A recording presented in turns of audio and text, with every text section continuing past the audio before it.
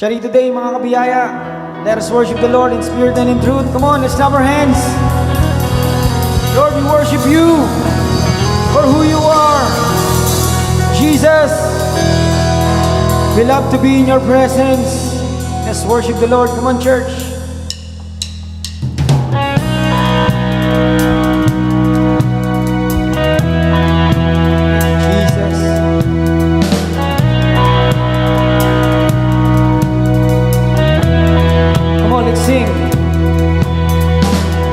Standing here in your presence, thinking all the good things you have done, waiting here patiently just to hear your still small voice again.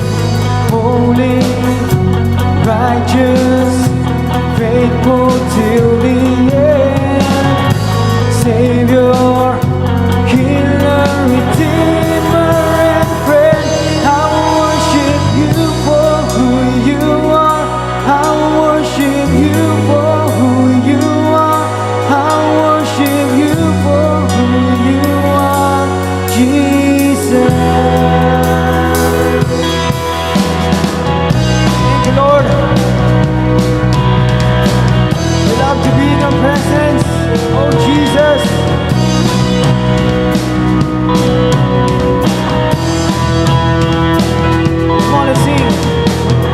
Standing here in your presence, thinking all the good things you have done, waiting here patiently just to hear your still small voice again. Holy, righteous, faithful till the end, Savior, healer, redeemer, and friend. I worship you for who you are. I worship you for who you are. I worship you for who you are, Jesus. I worship you for who you are. I worship you for who you are. I worship you for who you are, Jesus.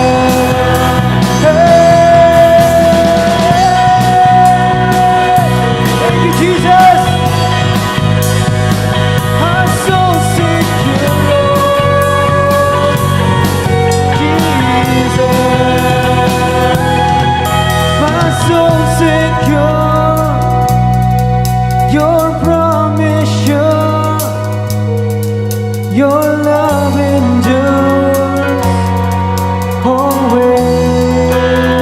Say my soul secures. Your promise sure. Your love endures always. Yes, Lord, my soul secure. Jesus, your promise sure.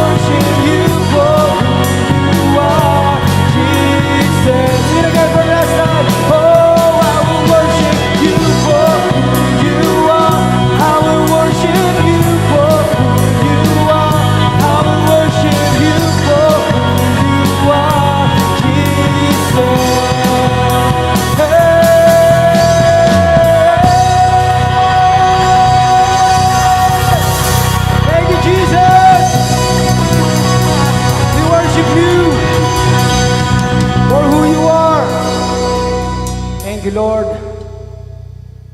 We bless your name. We glorify your name, Lord Jesus. Nothing can compare to you. Lord, this is our prayer. That you will consume us, Father. That we will bring praise from the inside out of our life. Come on, let's remain in the spirit of worship. Thank you, Jesus.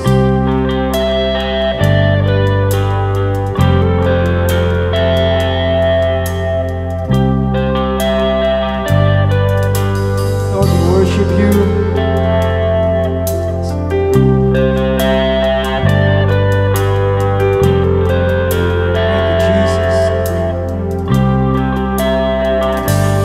Thousand times I've failed, still your mercy remains. Should I stumble again, I'm caught in your grace. Everlasting, your light will shine when all else fades. Never-ending, your glory goes beyond all faith.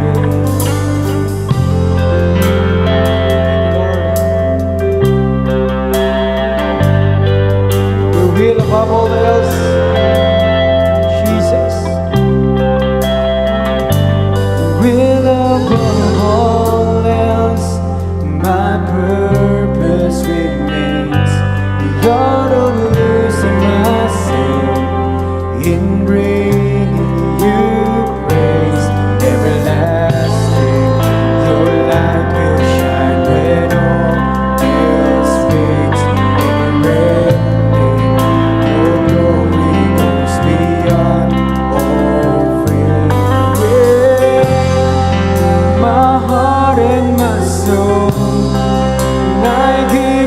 Control, consume me from the inside out, Lord. Let justice and grace become my embrace, to love you from the inside out.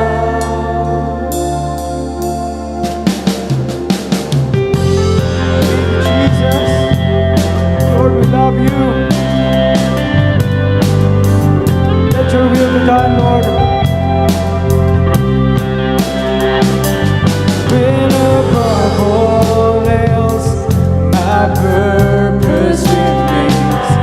The art of losing myself in bringing you grace. Everlasting, your light will shine when all else fades.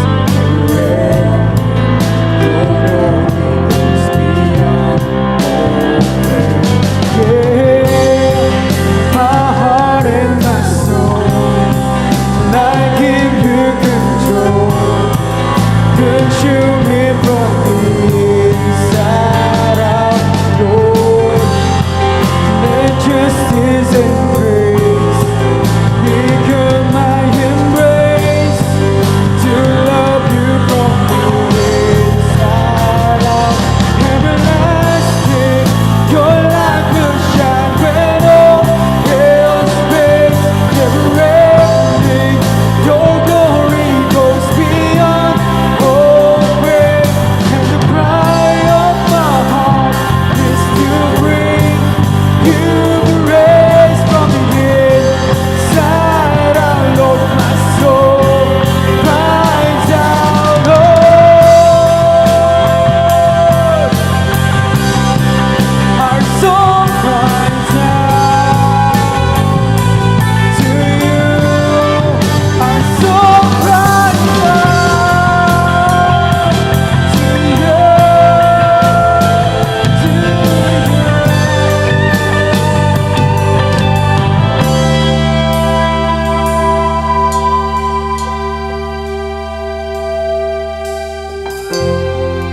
My heart and my soul, I give you control. Consume me from the inside out, Lord.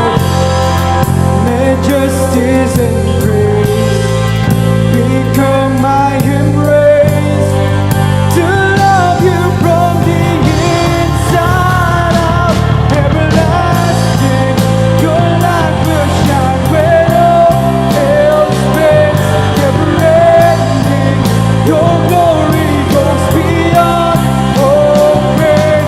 And the cry of my heart is to bring you praise from me.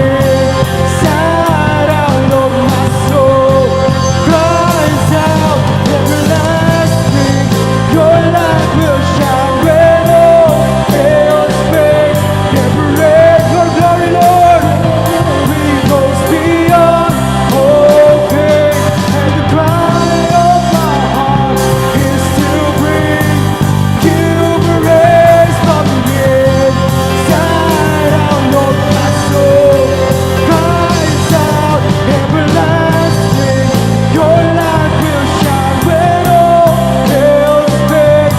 Never-ending, your glory goes beyond all pain.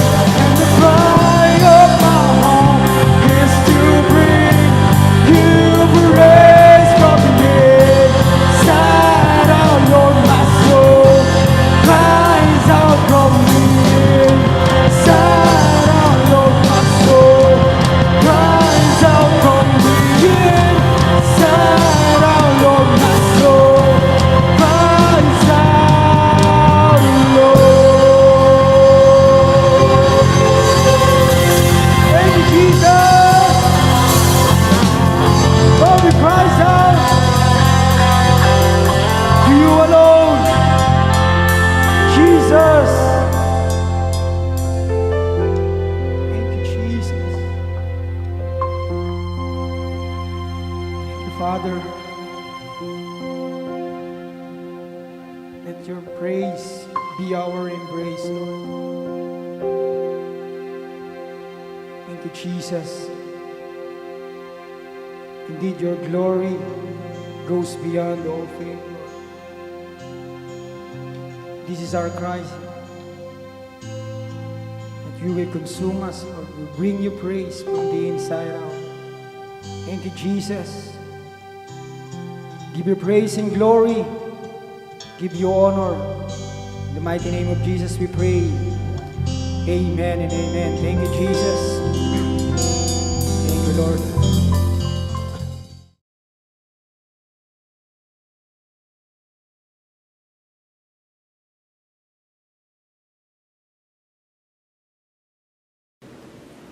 Charito, good morning, good afternoon, good evening mga kabiyaya. Anumang oras po nyo napapanood ang broadcast po na ito. Ako po si Bishop Emmy. Ito po ang worship online ng The Lord's Community at EMI Community. If you are watching this broadcast for the first time, please like and follow us on Facebook. Over 100,000 people follow us on Facebook. Please join us and experience the difference. When you follow us on Facebook, don't forget to click the See First button and turn on your notification. If not asking too much, and I know it's not, subscribe to EMI channel at YouTube. Please prepare your communion elements because at the end of this message, we will together do a communion. Together, we will declare the power of the finished work of the Lord Jesus Christ. As it is written, He was wounded for our transgressions, bruised for our iniquities. The chastisement of our peace was upon Him, and by His stripes we are healed. I believe today is your healing day. Together, let us declare the power of the finished work of the Lord Jesus Christ. Let me encourage you to worship the Lord with your offering. As it is written, honor the Lord with your wealth. Proverbs chapter 3, verse 9. At the latter part of this broadcast, we will let you know how you can easily give your offering. Palagi ko pong sinasabi ito sa inyo mga kabiyaya. Nang pagbibigay sa gawain ng Panginoon ay hindi pagbibigay ng contribution, hindi donasyon, hindi ayuda, lalo't higit hindi pagbibigay ng limos. Ito ay pagsamba. Genesis chapter 22, the Bible calls it worship. Giving is worship unto the Lord. That is why we ask you to worship the Lord with your offering. You are not just watching a broadcast. You are worshiping the Lord with us. That is why we ask you to worship the Lord with your offering. And offering is part of your worship. The Apostle Paul writes, each man should give what he has decided in his heart to give, not reluctantly or under compulsion, for God loves a cheerful giver. 2 Corinthians 9:7. Just to let you know from our hearts here at EMI, thank you for giving to the Lord. Thank you for joining us today. Thank you for watching this grace-filled and life-changing broadcast. Much, much appreciated.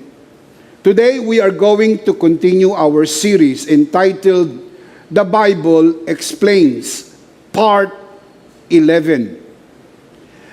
And we are discussing the signs of the end times, Part 3. What are the signs of the end times? And how does the Bible explain them? Last week, we started discussing this. We will continue our discussion today. Let's commit this first to the Lord. Let us pray. Our dearest Father in heaven, we are so very thankful for how you have gathered us today. Digitally though, but your presence is with us today. Thank you for the wonderful time of praise and worship. Thank you that weeping may last through the night, but joy comes in the morning. This is a beautiful day. This is a new day. We commit to you not only this day, but also every day of our lives. We commit to you this learning time. It is our prayer that everything that will be said and done today, only for the glory of your name and for the blessing of everyone. This we pray, Father, only in the name of your Son, our Lord and Savior, Jesus Christ, by the power of the Holy Spirit. And everybody would just simply say, Amen and Amen. When we talk about end time signs, we need to keep in mind that we are not talking about the rapture. The rapture requires no sign, whereas the second coming requires many prophetic signs. I have discussed this in detail in my latest and newest e-book entitled The Return of the King, the obvious differences between the rapture and the second coming. Whenever we talk about end time prophecies, end times discussions, we need to avoid the two extremes. Number one, exaggerate the signs and become presumptuous. Number two, ignore the signs and become neglectful. Mga kabiyaya, ingatan po natin na huwag po tayong matangay nitong dalawang extremes na ito. Yung extreme, on the other side, you exaggerate the signs. And the extreme on the other side is to ignore the signs. ito po ang dalawang extremes in the equilibrium of prophetic learning. Mag-ingat po sapagkat laging merong tendency na maging extremes when it comes to prophetic end-time learning. Look at the diagram again and let's see the two phases of Christ's second coming. Now, let me just stress the point. The Bible teaches there is only one second coming. And this second coming has two phases. So let me show you the two phases of the second coming of Christ. Samahan niyo po ko, silipin natin ang dalawang bahagi ng pagbabalik ng ating Panginoong Hesukristo. The first one is the return of the groom. The Bible calls it the rapture of the church. Sa unang bahagi ng kanyang pagparito, sa unang bahagi ng kanyang pangalawang pagparito, siya po ay paparito upang sunduin ang iglesia na tinatawag sa Bibliang ang babaeng ikakasal. Kaya magkakaroon po ng pagsundo. Susunduin ng lalaking ikakasal ang babaeng ikakasal sapagkat sa Biblia mababasa po natin mayroon pong marriage feast of the Lamb. Revelation chapter 19 verses 5 to 9. Ito po ang tinatawag na the rapture of the church. Ang susunod na bahagi po ay ang 7 years Great Tribulation. Ito po ay nakafocus sa Israel. Pero dahil ito po ay pandaigdigan ang epekto, mararamdaman po ang epekto nito sa buong mundo dahil sa panahong ito, 7 years Great Tribulation, ang Antikristo ay maghahari sa buong mundo. Pagkatapos ng 7 taong kapighatian, ito po ang ikalawang bahagi ng kanyang ikalawang pagparito. The return of the King, the second coming of Christ. Ito'y magaganap sa hudyat ng Battle of Armageddon. Nabanggit ko sa inyo kanina na ang 7 taong kapighatian ay nakafocus sa Israel. Ito ang tinatawag ni Daniel the 70th week. Tinawag po ito ni Prophet Jeremiah Jacob's trouble. Sa huling bahagi ng 7 taong kapighatian, paliligiran ang banal na syudad, Jerusalem, ng buong pinagsanib na puwersa ng Antikristo. And in the nick of time, Jesus Christ will come to save Israel from the hand of the Antichrist. Ito'y magaganap sa bungad at simula ng Battle of Armageddon. Pagkatapos po ng Battle of Armageddon, magkakaroon po ng millennial kingdom. Jesus Christ will reign on the earth for 1,000 years. My Bible tells me that we will reign with the Lord 1,000 years as priests and kings unto His kingdom. Talking about the end time signs, we cannot exaggerate. Keep in mind, we cannot exaggerate. We can only be faithful to the text. The Bible tells us, Matthew 24:36, no one knows the day and the hour of His return. Keep this in your mind, mga kabiyaya. No one knows the time, so don't waste your time trying to predict the time. Just be ready all the time because Christ could come at any time. Very well worded. I like that very much. Though it is true that we cannot know exactly the day and the hour of His return, the Bible tells us we can know the season of His return. Ang hindi lang natin maaring malaman ay ang eksaktong araw at oras. Pero pwede nating malaman ang kapanahunan or the season of His return. Itinulat ito ni Apostol Pablo sa babaeng nagdadalang tao o buntis. The Apostle Paul used the season of pregnancy for us to understand the sign of the end times. Let me show you the scripture. 1 Thessalonians chapter 5 verse 1 following verses. Now, brothers, about times and dates regarding to the rapture, we do not need to write you. Verse 2.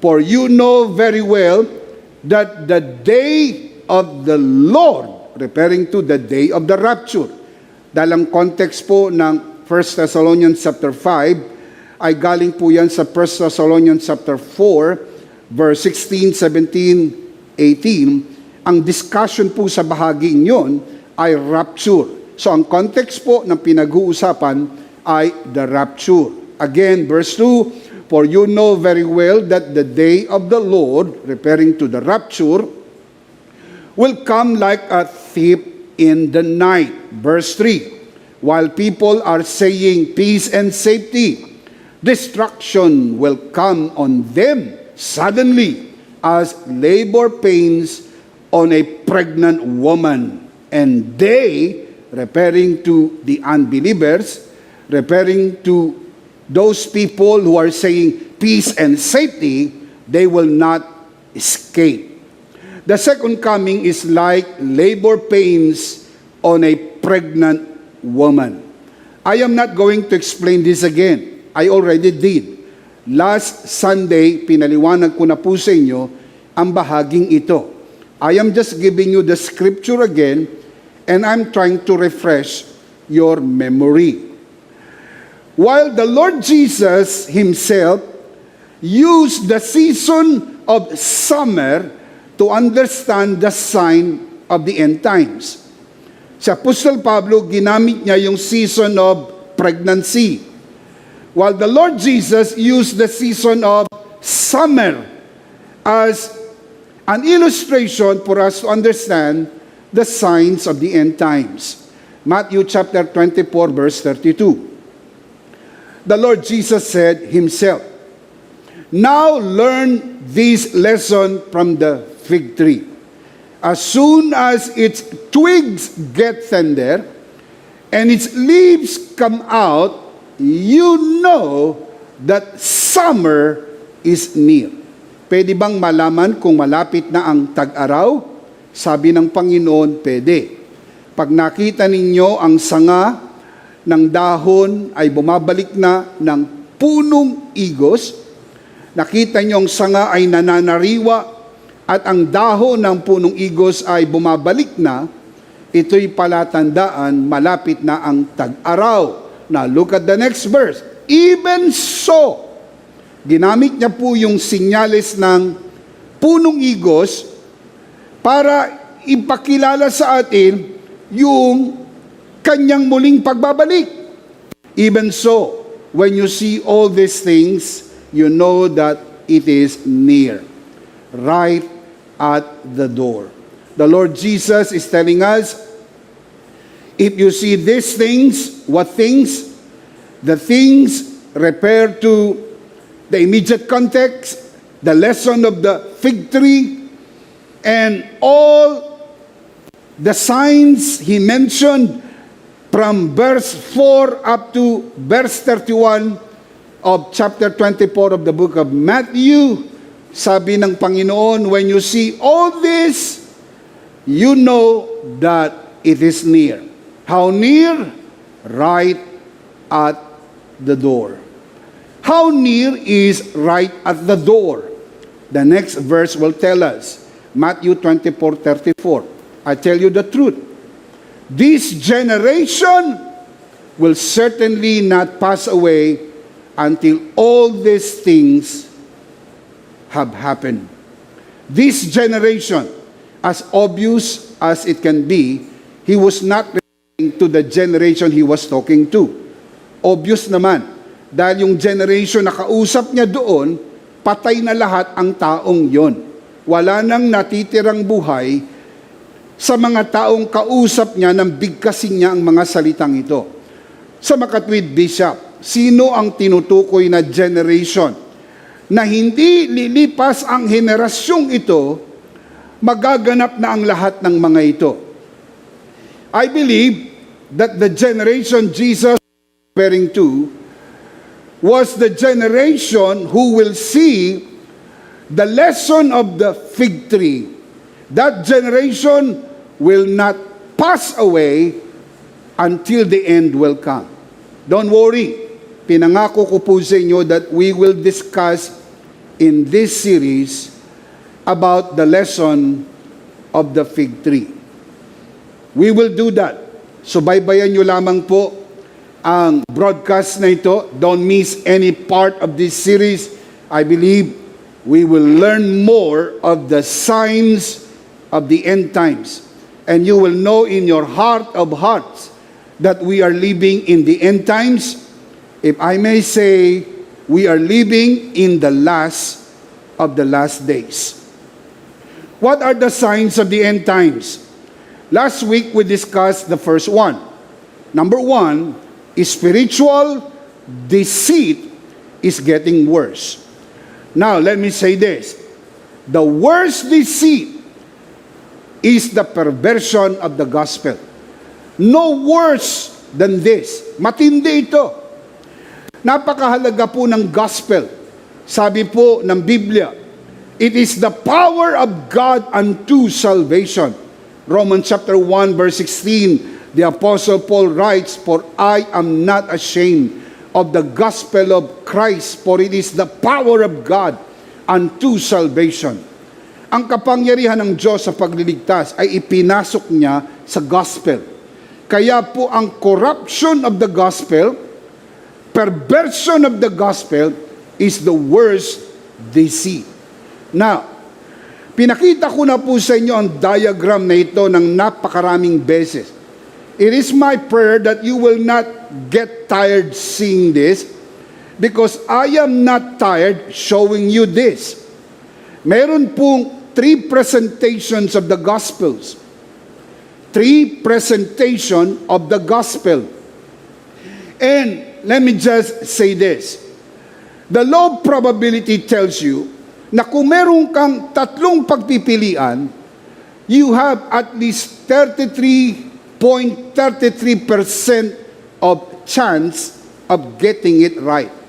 So, para makuha mo ang tama sa 3 pagpipilian, you must apply the rule of elimination. So, let me show you again. This is the worst deceit. At ito'y palala ng palala habang lumalapit ang pagbabalik ng Panginoon. The 3 presentation of the gospel: different gospel, perverted gospel, and true gospel. Ito po yung different gospel. Ang presentation po ng different gospel, nasabi ni Apostle Pablo, heteros. It is a different kind. Hindi po ito yung gospel na ipinreach ni Apostle Paul. Ang turo po ng different gospel, no grace. You are saved by works alone. Sometimes they call it, you are saved by your faith alone. Dahil yung pananampalataya, itinuturing na kanya. Kaya ligtas ka sa sarili mong gawa, ligtas ka sa sarili mong pananampalataya. Hindi po ito papasa sa pamantayan ng Diyos. Bakit? Dahil sabi sa Biblia, ang ating mga gawa ay katulad lamang ng maruming basahan sa harap ng Diyos. Hindi rin papasa sa pamantayan ng Diyos ang iyong sariling pananampalataya. Dahil sabi ng Ephesians chapter 2 verse 1, we're spiritually dead. Faith is not a natural entity. Faith is a spiritual entity. We do not have our own faith. At least the faith that can save. Wala tayong sariling pananampalataya. This is a different kind of gospel. Kasama po nila sa hanay na ito ang inclusionism and universalism.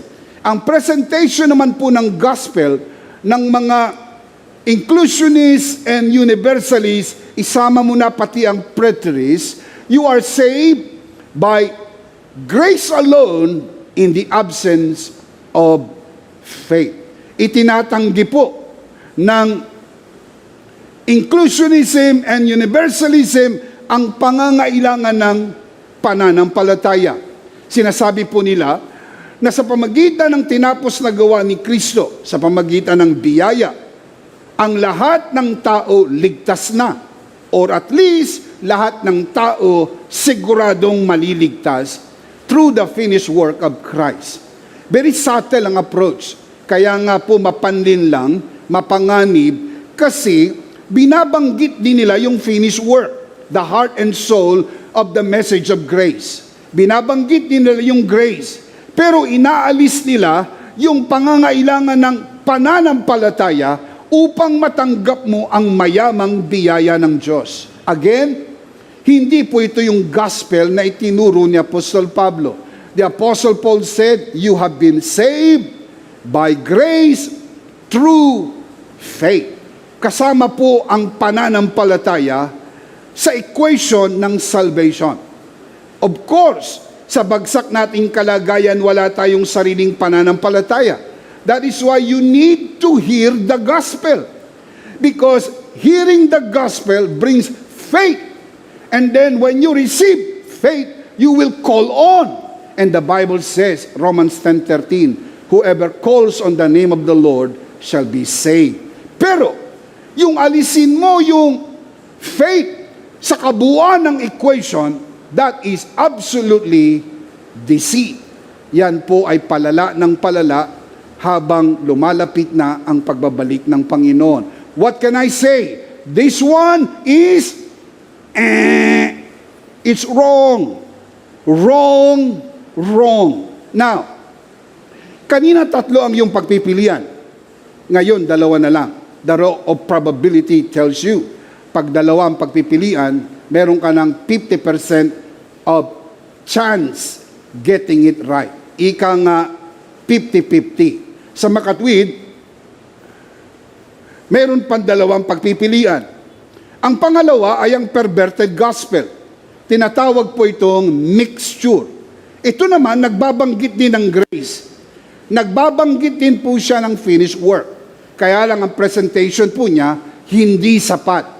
Kailangan samahan ng gawa or samahan ng sariling pananampalataya. Sinasabi ng mixture that you are saved by grace plus your works or plus your own faith. Ang tawag po dyan, partnership.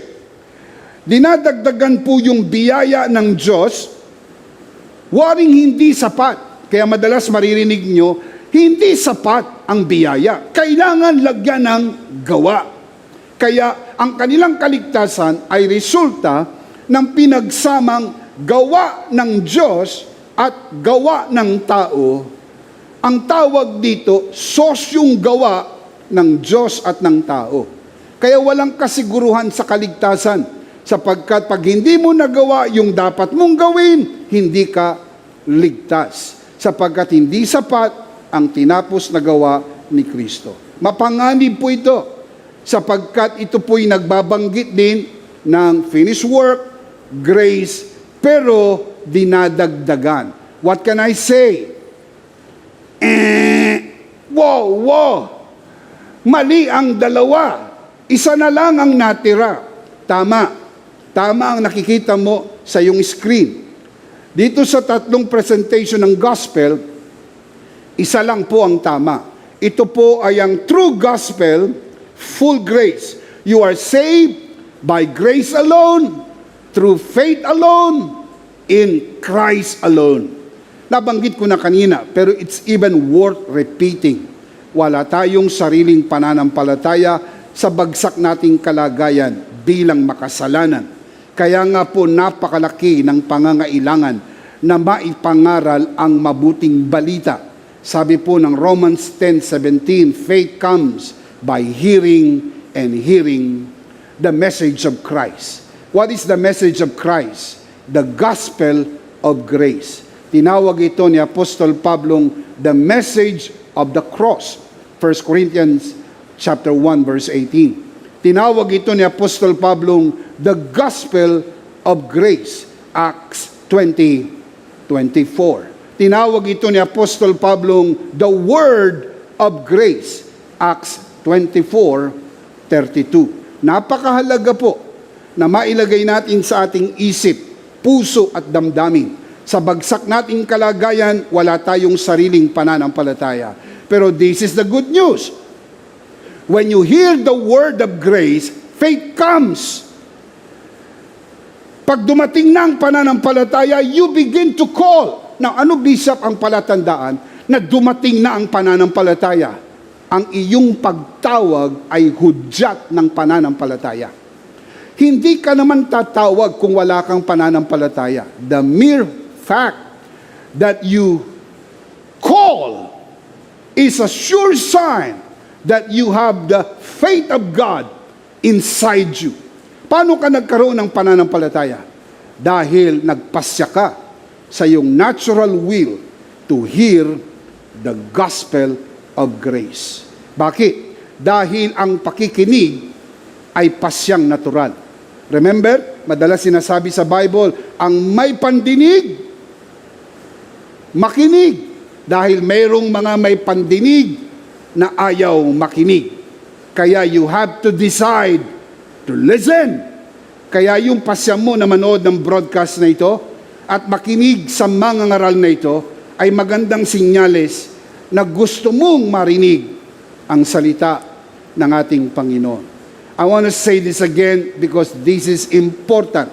The true gospel is full grace. Nothing but grace, grace plus nothing, grace from start to finish, grace, grace, all the way. So what can I say? Anathema. Now, wag niyo po akong tignan ng ganyan. Hindi po ako nagsabi na ito'y anathema. The Apostle Paul said, it is anathema. Galatians chapter 1, verse 6, 7, 8, and 9. More particularly, verses 8 to 9. Tinawag niya po itong anathema. Meaning, be accursed. Go to hell. Why? The Apostle Paul said in flaming fire, taking vengeance on them that know not God, and to them that obey not the gospel of Christ. The worst deceit is the perversion of the gospel. The worst deceit is the distortion of God's love, distortion of God's grace. Maririnig nyo sinasabi nila, love wins. Maririnig nyo sinasabi nila, grace wins. Of course. Naniniwala kami sa love, naniniwala kami sa grace, but not at the expense of faith. Because you have to receive the grace of God. You have to believe the love of God. Hindi po dahil ang Diyos ay pag-ibig, kakalad ka rin niya ang tao papunta sa langit against their will. Basahin niyo po ang 1 Corinthians 13. Ang pag-ibig po ay hindi magaspang. Ang pag-ibig po hindi brusko. Kung ang Diyos ay pag-ibig, at dahil sa pag-ibig, kakalad ka rin niya ang tao papunta sa langit kahit ayaw ng tao, pag-ibig ba yan? Hindi po yan pag-ibig. Labag yan sa pag-ibig. Kailangan na pupunta lang sa langit ay ang mga taong gustong pumunta sa langit. Yung mga taong gustong maniwala sa tinapos na gawa ni Kristo, tanggapin si Kristo bilang Panginoon at sariling tagapagligtas. Tulad ng nasusulat.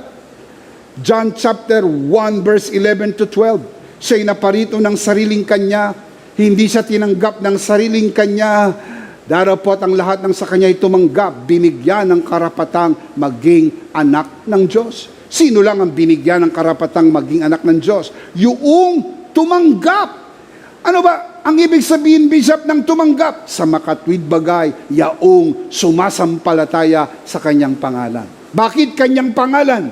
Dahil walang ibang pangalang ibinigay sa silong ng langit, sukat ikaligtas ng tao, maliban sa pangalang Jesus. Acts chapter 4, verse 12. What are the signs of the end times? Number 1, spiritual deceit is getting worse and worse. Nabisa, paano nating malalaman na it's getting worse and worse and worse? Palala ng palala dahil nagaganap na po yung hula ng apostasy or apostasia sa wikang Griego ng tawag sa Biblia, departure from the faith. 2 Thessalonians chapter 2 verse 1 following verses. The Apostle Paul writes concerning the coming of our Lord Jesus Christ and our being gathered to Him, referring to the rapture. We ask you, brothers, not to become easily unsettled or alarmed by some prophecy, report, or letter supposed to have come from us. Look at the next line. Saying that the day of the Lord has already come. Noong unang panahon pala, meron na ring chismis na bumalik na ang Panginoon. Hindi bago tulad natin sa panahon ngayon. Yung chismis ng mga preterists na bumalik na ang Panginoon noong 70 AD, sabi na Apostol Pablo, huwag kayong magambala, huwag kayong maging unsettled, huwag kayong maging maalarma sa mga ganyang mga salita sapagkat hindi pa bumabalik ang Panginoon. Na paano natin natiyak? Look at verse number 3. Let no one deceive you by any means. For that day, what day? The day of the rapture. The day that we will be gathered to meet the Lord in the air. As the book of 1 Thessalonians as well as 2 Thessalonians tell us. Let no one deceive you by any means. For that day will not come unless the falling away. The Greek word there is apostasia. The falling away comes first. Then what? Then the man of sin, referring to the Antichrist, is revealed, the son of perdition. Hindi po lalabas ang Antikristo hanggang hindi maganap ang rapture. Kaya maraming nagtatanong kung sino ang Antikristo. Hindi ko po alam. Walang nakakaalam. Dahil lalabas lang ang Antikristo pag naganap na yung rapture. Aalis muna yung church. Pag alis ng church, tsaka lang po malalantad kung sino po itong man of sin or the son of perdition. The Bible calls him the Antichrist. Ang makakakilala lang sa kanya ay ang mga maiiwan sa rapture. Kaya po, hindi ko alam. Walang nakakaalam. Pero ito po ang clue. Hindi siya lalabas hanggang hindi mag-take place ang rapture. Another clue. Hindi magra-rapture hanggang hindi maganap yung pong apostasia. The falling away. Look at the verse. I'm not making this up. It's in the Bible. Look at the verse again. For that day will not come, the day of the rapture, unless the falling away, the departure from the faith, may mga aalis sa tamang paniniwala, at sila'y matatangay ng maling paniniwala, then when you are seeing this, you know that rapture can take place at any time. 1 Timothy chapter 4 verse 1, the Apostle Paul writes, Now, the Spirit expressly says that in the latter times, referring to the last days, some, underscore that, some will depart from the faith. What is that? Apostasy.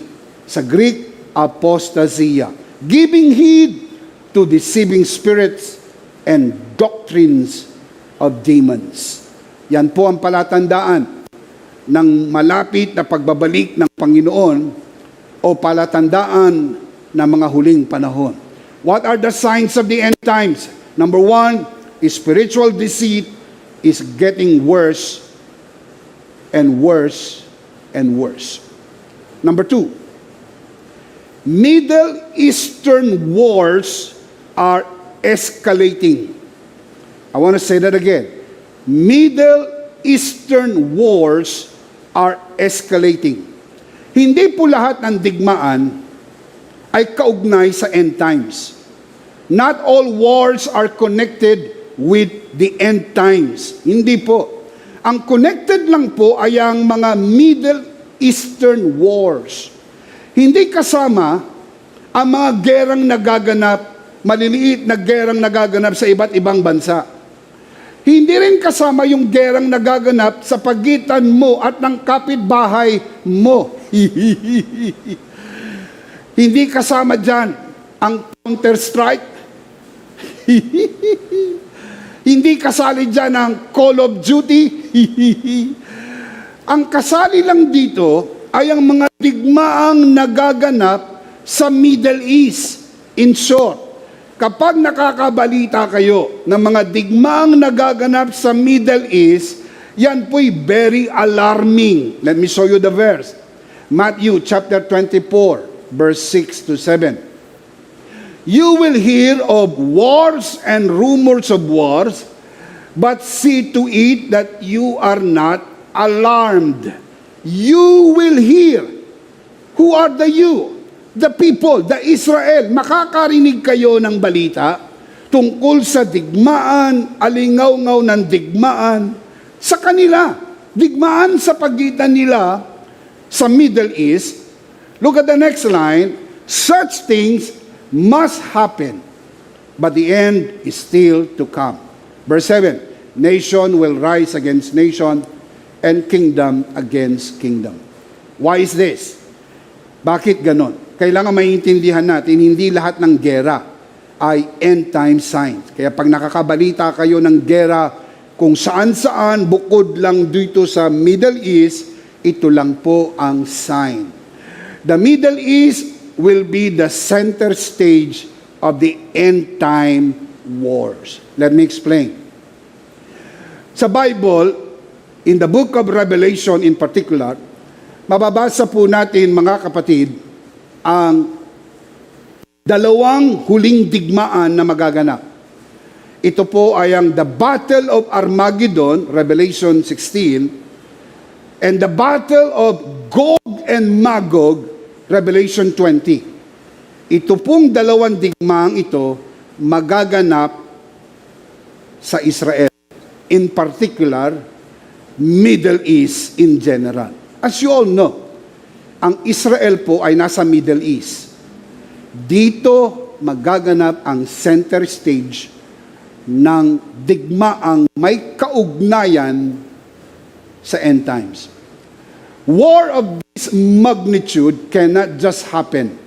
It should escalate. Hindi yan pwedeng biglang maganap na malaking digmaan. Siyempre, yung ganyang kalaking digmaan, nag-e-escalate po yan. Kaya in short, any international news about Middle Eastern war should alarm us. Let me give you an example. Noong May 10, 2021, nailagay po sa balita, yun pong Israel and Palestine conflict. Barely 4 months ago. Kailan lang? Ito po ay tumagal ng 8 days from May 10 to May 17, 2021. More than 200 people died. So ito po ay very alarming sapagkat ito po ay gera, pag-atake na nagaganap sa Middle East. Kaya ito po ang clue. Babantayan niyo po ang balita. Kapag may balita tungkol sa Middle East, kasali ang Israel sa mga digmaang nagaganap, yan po'y very, very alarming. Yan po ay palatandaan ng end times. Again, number 2, Middle Eastern wars are escalating. Number 3, worldwide famine is increasing. Again, worldwide famine is increasing. Matthew chapter 24 verse 7, letter B, there will be famines. Magkakaroon po ng tagutom. Of course, marami nang naging tagutom nung una pa mang panahon. Of course. Pero palatandaan, ang tagutom ay magiging palala ng palala ng palala. Economic problem, unemployment, walang trabaho, tataas ang krimen, walang trabaho, marami ang mamamatay ng gutom. Itinala ng United Nations noong 2016, about 15,000 people die every day in hunger. 15,000 people die bawat araw. Ngayong 2021, 25,000 people die per day in hunger. Estimately about 9 million people per year ang namamatay sa gutom. And listen up, the numbers are increasing. It's getting worse and worse and worse and worse.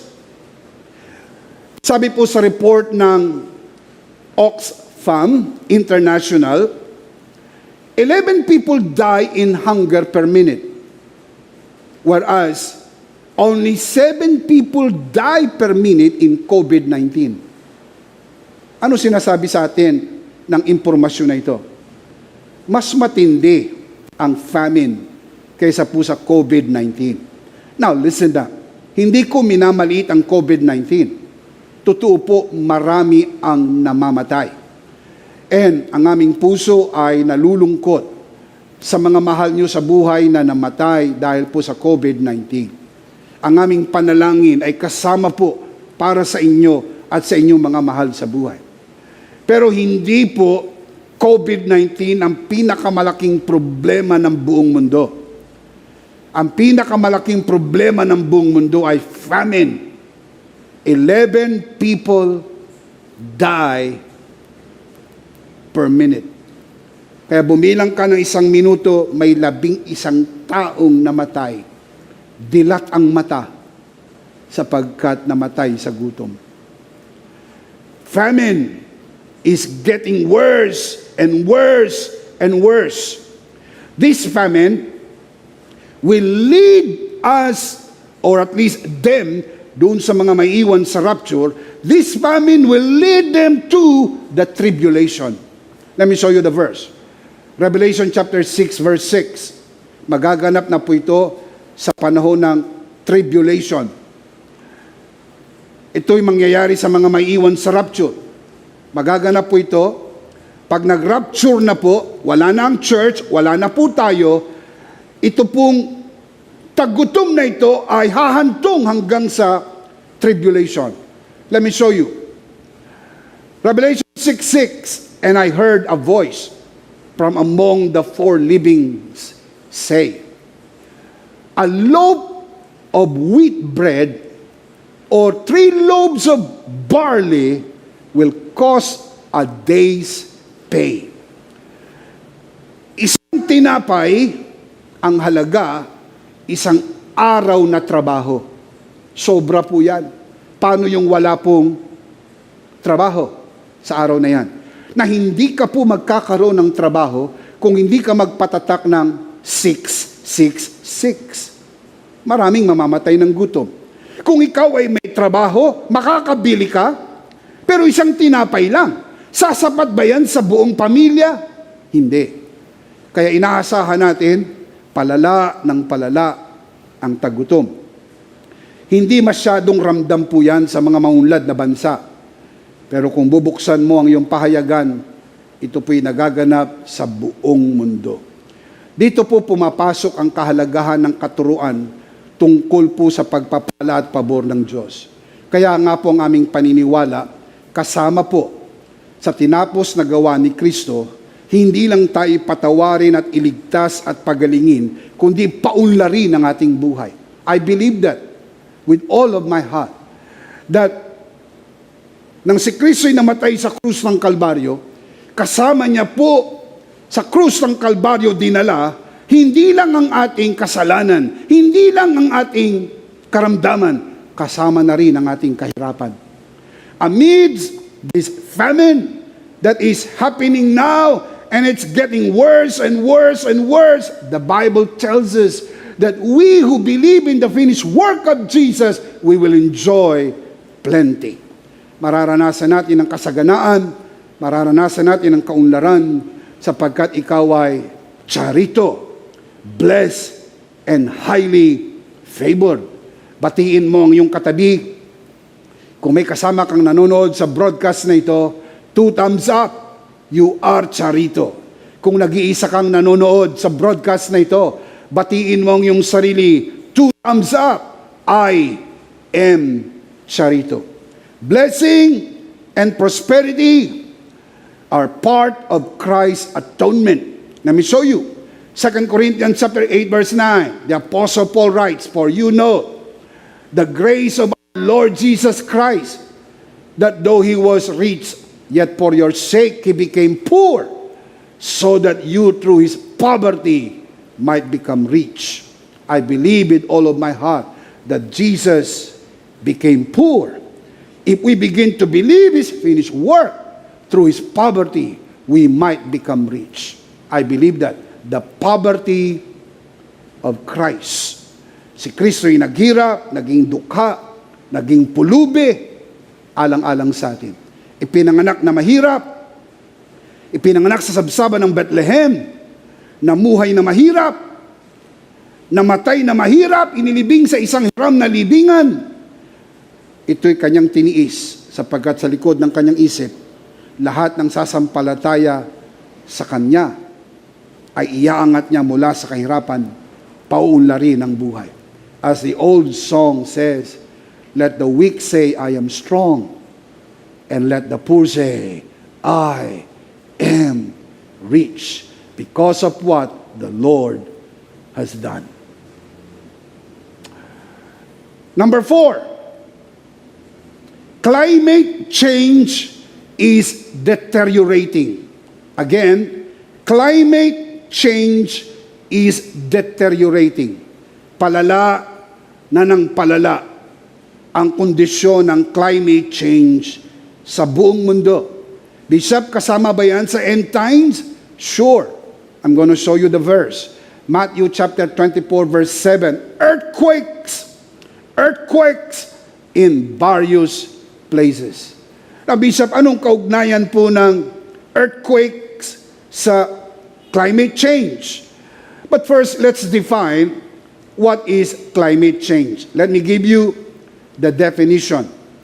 Climate change, it is a change in global or regional climate patterns attributed largely to the increased levels of atmospheric carbon dioxide produced by the use of fossil fuels.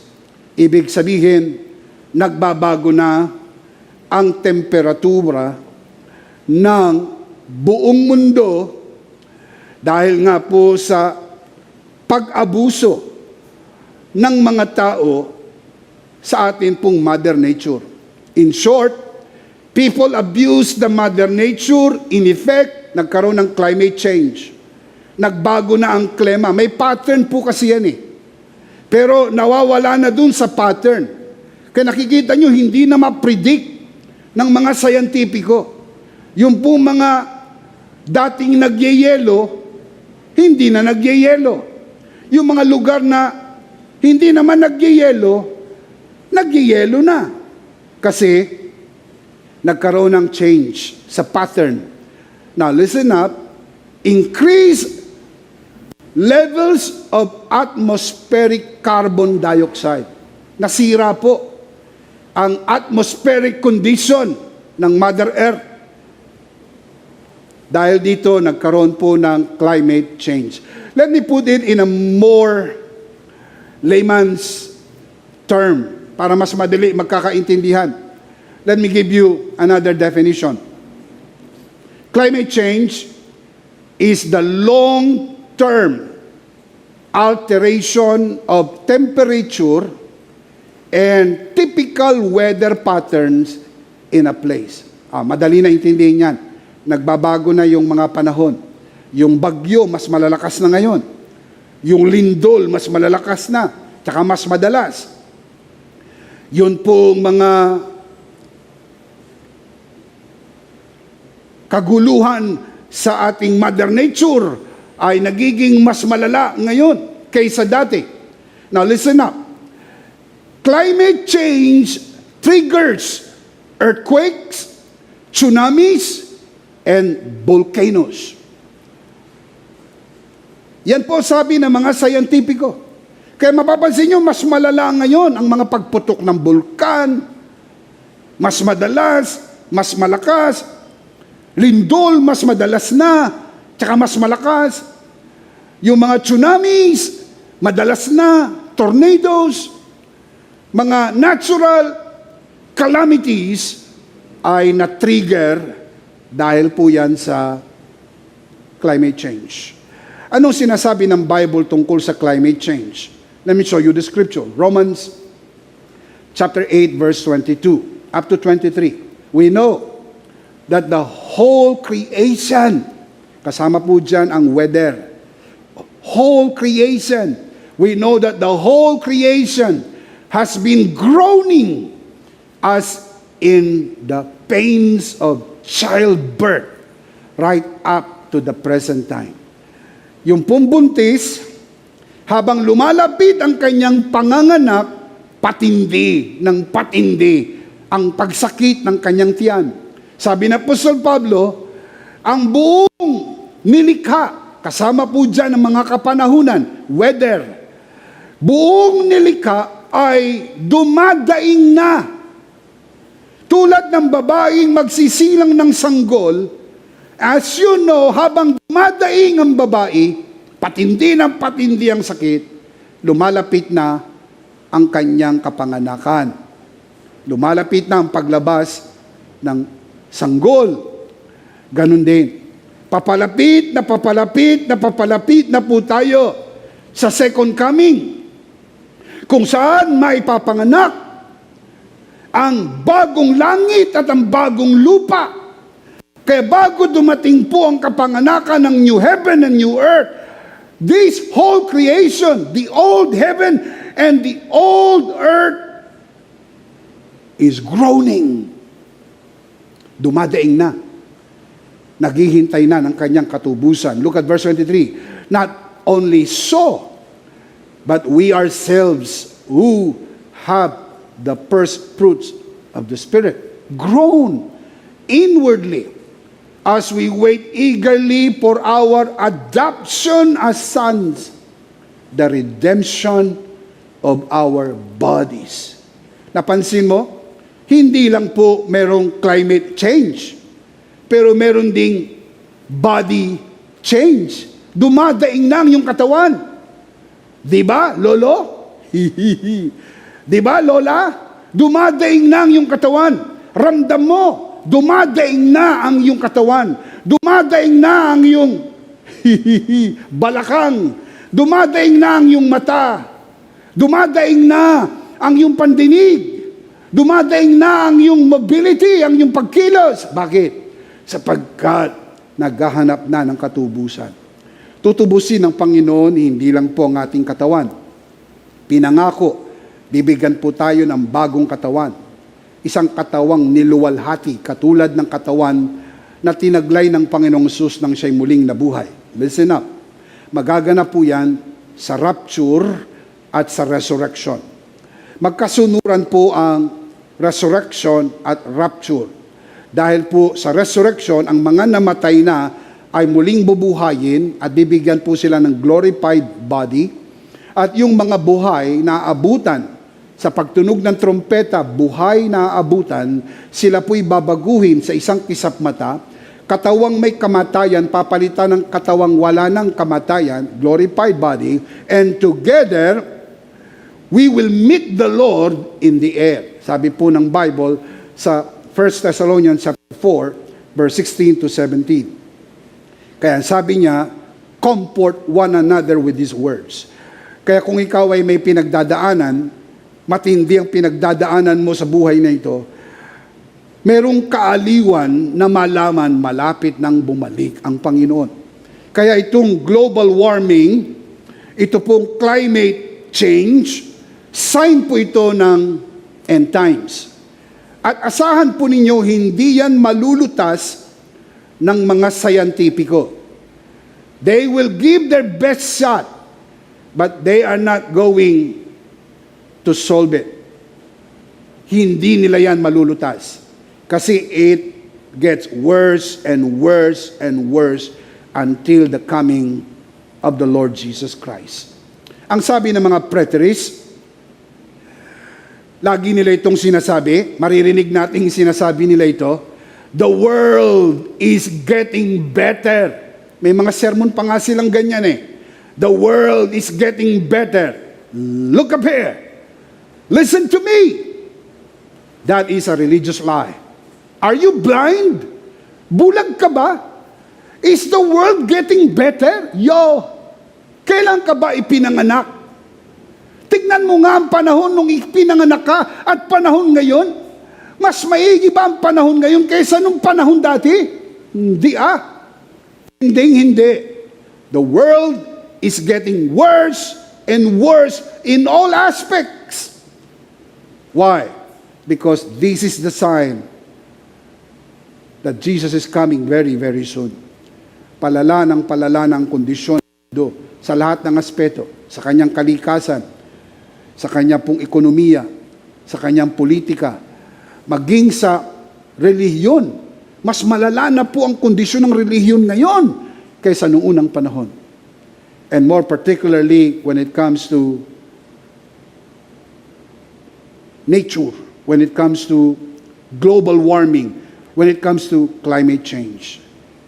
Worse, worse, worse. The reality of global warming, the reality of climate change, the whole creation, the Apostle Paul said, is groaning for its redemption. Dumadaing ng mundo. Looking forward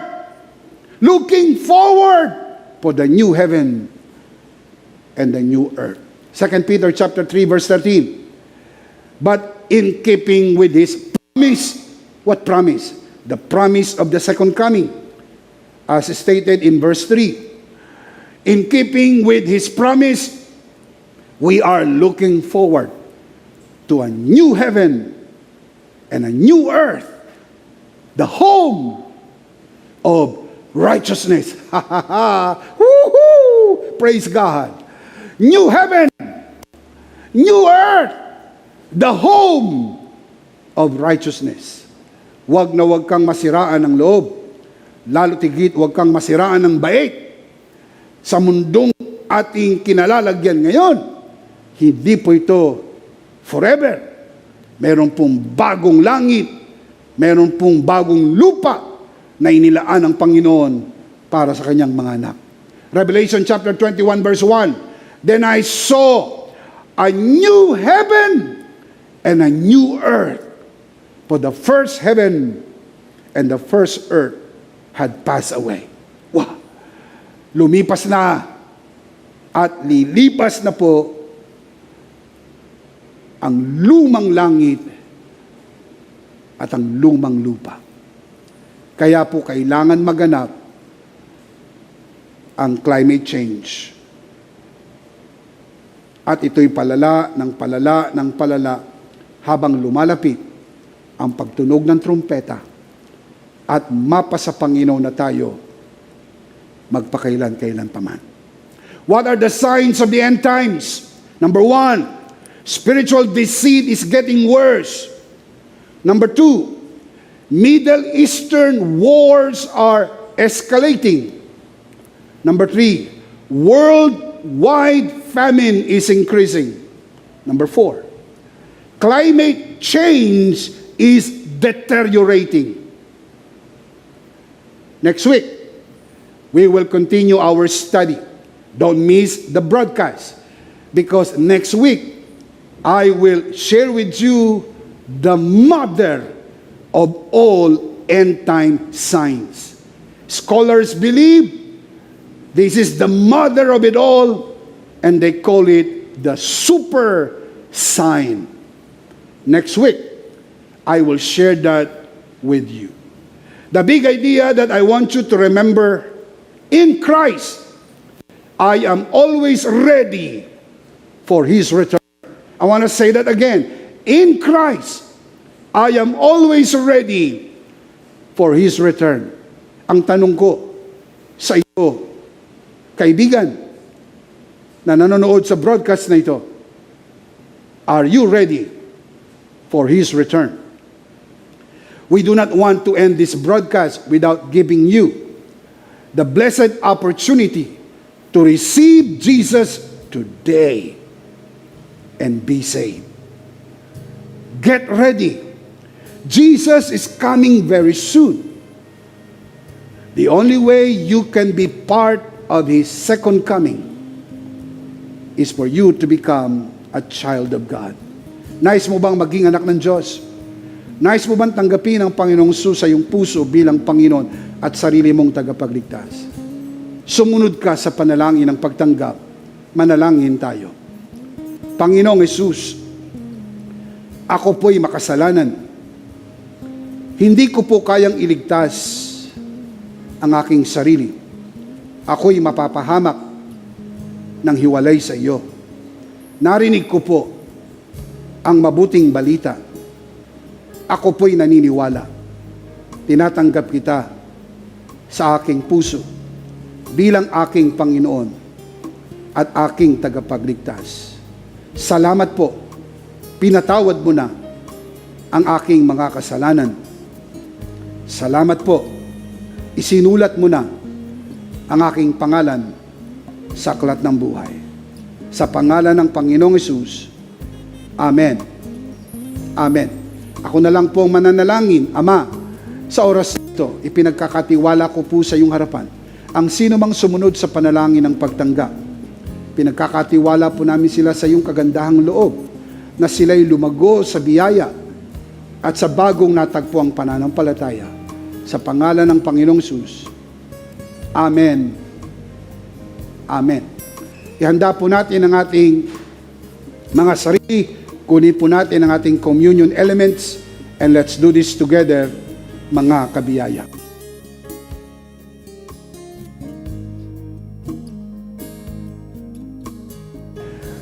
Let's do this together, mga kabiyaya.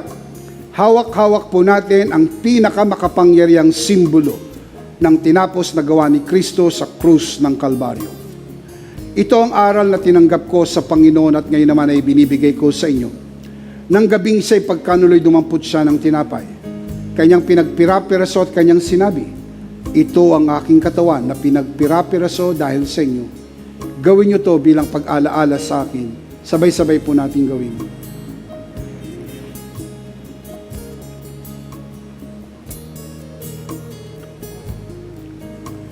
Gayun din naman matapos magapunan ay kanyang hinawakan ng saro at kanyang sinabi, ito ang saro ng bagong tipan na pinagtibay ng aking dugo. Gawin niyo to bilang pag-alaala sa akin. Sabay-sabay po natin gawin.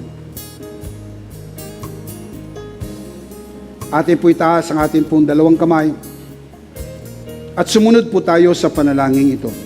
Aming Ama, maraming salamat po sa aming Panginoong Hesukristo.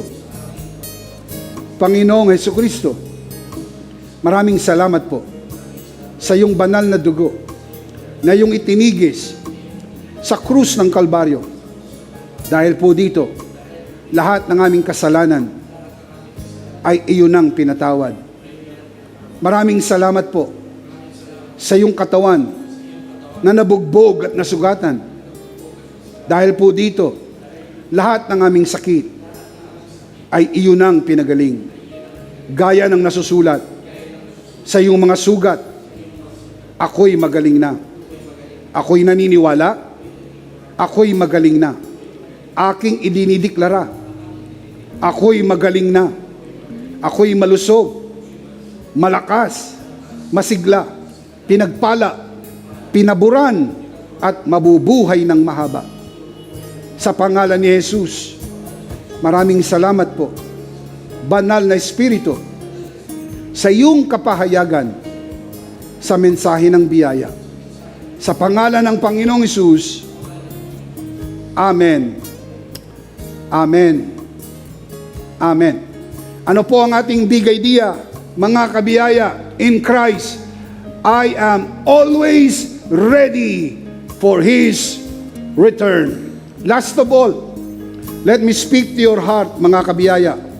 If this broadcast has blessed you, and if not asking too much, I would like you to bless this ministry with your love offering, so that together we can reach the world with the message of full grace. And from the bottom of our hearts, we say, thank you for giving to the Lord. We'll see you next Sunday, prayerfully on site, but definitely online. Ako po si Bishop Emmy, kasama po si Pastora Joe at ang kabuuan ng The Lord's Community at EMI Broadcast. Maraming thank you. Stay a bit for more announcement. Stay safe, stay blessed, stay connected. Always remember, in Christ, you are Charito.